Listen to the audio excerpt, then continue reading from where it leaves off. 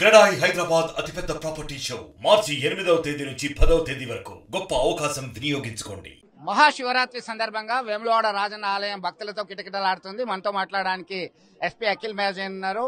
ఎట్లాంటి భద్రత ఏర్పాట్లు చేయడం జరిగింది? శివరాత్రి అంటేనే దక్షిణ కాశీగా పేరొందింది. చాలా మంది వివిధ ప్రాంతాల నుంచి, వేరే స్టేట్స్ నుంచి వచ్చేటువంటి అవకాశాలని ఇప్పుడు భక్తులకి ఏం ఇష్యూ లేకుండా వాళ్ళ దర్శనం కావాలి, దానికోసం మనం మంచి ఏర్పాటు చేశాము.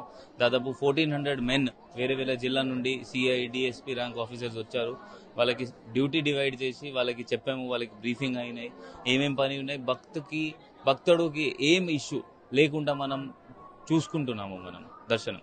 అంటే విఐపి తాకిడి అధికంగా ఉంటుంది, కొంతమంది పైరవేలు చేస్తుంటారు, దీనిలో గలాటా అయ్యేటువంటి అవకాశాలు అట్లాంటి వారికి ఏం చర్యలు? దానికోసం ఇప్పుడు అందరికి సహూలియత్ ఇవ్వాలి. దానికి ఆర్గ్యుమెంట్స్ చేసి మళ్ళీ అది దానికి పెద్ద ఎందుకు చేయాలి? దానికి మనం సెపరేట్ లైన్స్ పెట్టడం జరిగింది. ఎవరైనా అట్లా ఓల్డ్ మెంబర్ పిల్లలతో సహా ఉన్నారు, వాళ్ళకి డైరెక్ట్లీ మనం మెయిన్ గేట్ దగ్గర పంపిస్తున్నాము. ఆ మెయిన్ గేట్ దగ్గర ఒక విఐపి గేట్ ఉంది, డైరెక్ట్లీ అక్కడ నుండి వాళ్ళకి పంపిస్తున్నాము. మనం మీరు దర్శనం చేసుకున్నారా వేములవాడ రాజన్న ఆలయంలో? మీరు ఈ మధ్యలో సిరిసిల్లకు ఛార్జ్ తీసుకున్నారు. గతంలో మీరు మంచిర్యాల ఏరియాలో పెద్దపల్లి డీసీపీగా కూడా చేశారు గతంలో. ఇప్పుడు ఎట్లా అనిపిస్తున్నది యాజ్ అన్ ఎస్పీ? ఇక్కడ ఆల్మోస్ట్ 1 year అయింది. లాస్ట్ శివరాత్రి కూడా చేశాను.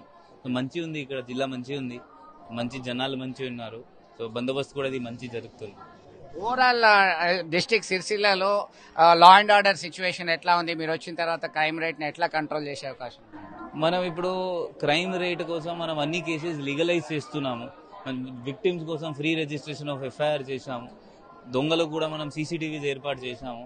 మన ఉద్దేశం ఏంటి అంటే ఫ్రెండ్లీ పోలీసింగ్ ఉండాలి, విక్టిమ్స్ కి హెల్ప్ చేయాలి, బట్ అక్యూజ్డ్ కి అట్లా మనం గట్టిగా ఉంటాము, జైలు పంపిస్తాము.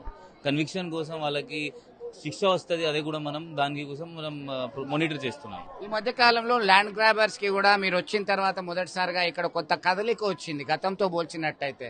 అట్లాంటి కంప్లైంట్స్ మీ దగ్గర కూడా వస్తున్నాయి? ఎందుకంటే when we compare that Karimnagar corporation in that many cases filed during that time, what about here?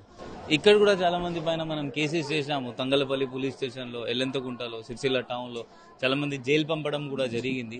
ఎవరైనా ల్యాండ్ గ్రాబర్స్ ఉంటారు వాళ్ళకి పైన 100% మనం గట్టిగా ఉంటాము, గట్టిగా యాక్షన్ తీసుకుంటాము. బాధితులకి ఏమైనా హెల్ప్ కావాలంటే సివిల్ హెల్ప్ ఉండొచ్చు అంటే వాళ్ళకి సివిల్ కోర్టు పంపిస్తాము. లీగల్ హెల్ప్ వాళ్ళకి లీగల్ సర్వీసెస్ అథారిటీ నుండి ఇస్తాము. పోలీస్ సైడ్ నుండి ఏమైనా ఉంటే మనం అది కూడా ప్లాన్ చేస్తాము.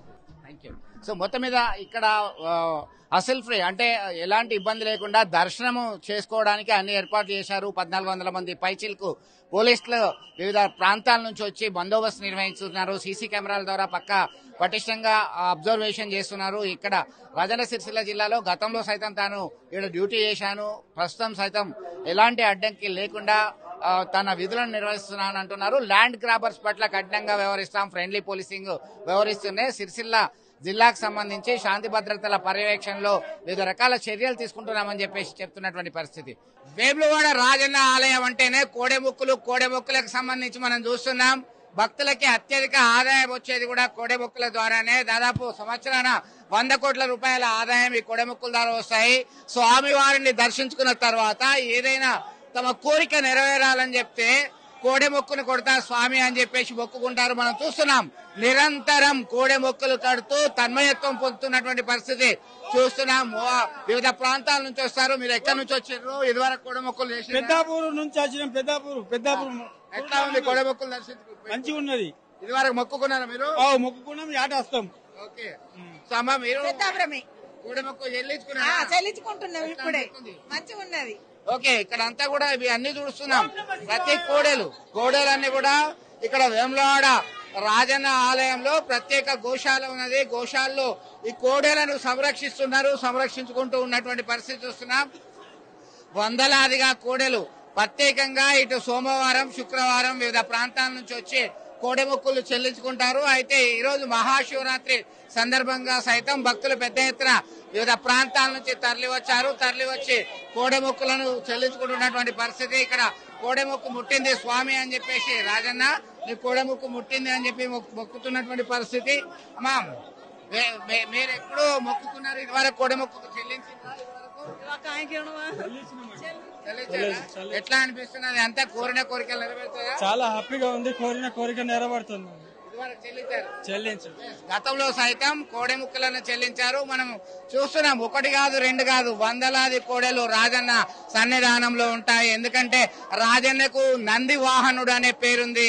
నంది వాహనం పైనే ఆయన ప్రయాణిస్తాడు పార్వతీ అమ్మవారితో కలిసి. కాబట్టి ఇష్టమైనటువంటి నంది వాహనాన్ని కోడి ముక్కు రూపంలో చెల్లించుకుంటారు. మీరు ఇదే మొదల ఇదివరకు చెల్లించుకున్నారమ్మా? ఎట్లా అనిపిస్తున్నాయమ్మా? చాలా బాగుంది సార్, చాలా ఆనందంగా ఉంది. కోడి మొక్కులు చెల్లిస్తూ తన్మయత్వం పొందుతున్నటువంటి పరిస్థితి ఇక్కడ చూస్తున్నాం. వేములవాడ రాజన్న ఆలయంలో వివిధ ప్రాంతాల నుంచి పెద్ద ఎత్తున వచ్చేటువంటి భక్తులు కోడి మొక్కులు చెల్లిస్తున్నటువంటి పరిస్థితి మనం గమనించవచ్చు. వీడియో చెల్లిస్తూ సుమంత్తో కలిసి చంద్రశేఖర్ RTV, వేములవాడ రాజన్న ఆలయం నుంచి. మరిన్ని వీడియోస్ కోసం ఛానల్ ని సబ్స్క్రైబ్ చేయండి. లేటెస్ట్ అప్డేట్స్ కోసం వాట్సాప్ ఛానల్ ని ఫాలో చేయండి. అండ్ లింక్ డిస్క్రిప్షన్ లో ఉంది.